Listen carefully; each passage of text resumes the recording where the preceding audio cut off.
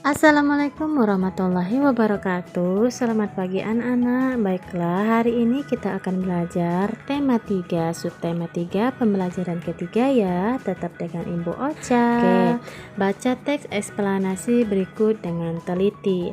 Rangkaian lampu di kelasku ya. Rangkaian listrik seri dan paralel banyak dipakai dibuat penerangan di berbagai tempat.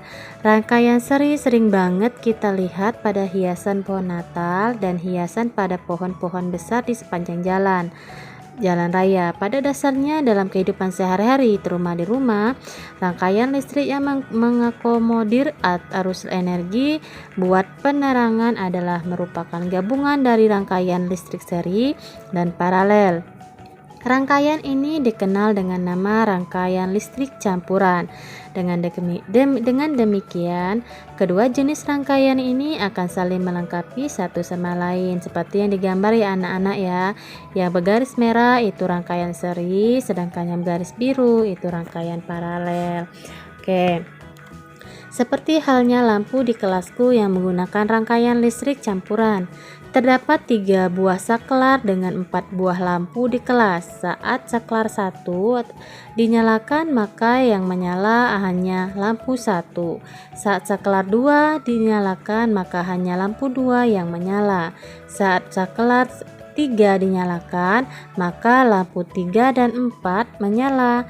Dengan kondisi tersebut, maka rangkaian seri pada lampu di kelas adalah L2 dan L4, sedangkan rangkaian paralelnya adalah L1, L2 ya, dan L3, L4.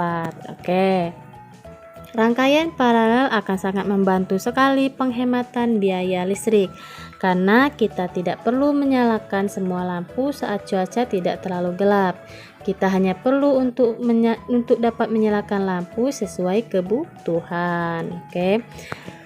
Cermati kembali teks eksplanasi tersebut. Temukan kosakata non baku dan kalimat tidak efektif dalam teks dan perbaiki. Tulis dalam tabel berikutnya. Kosakata non bakunya yang dapat kita lihat tadi ada kata dipakai ya. Nah, yang benarnya itu dipakai.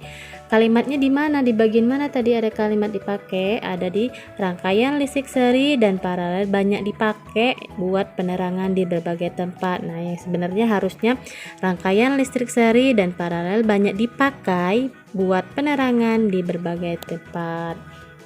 Buat juga ada juga ya untuk itu sebenarnya.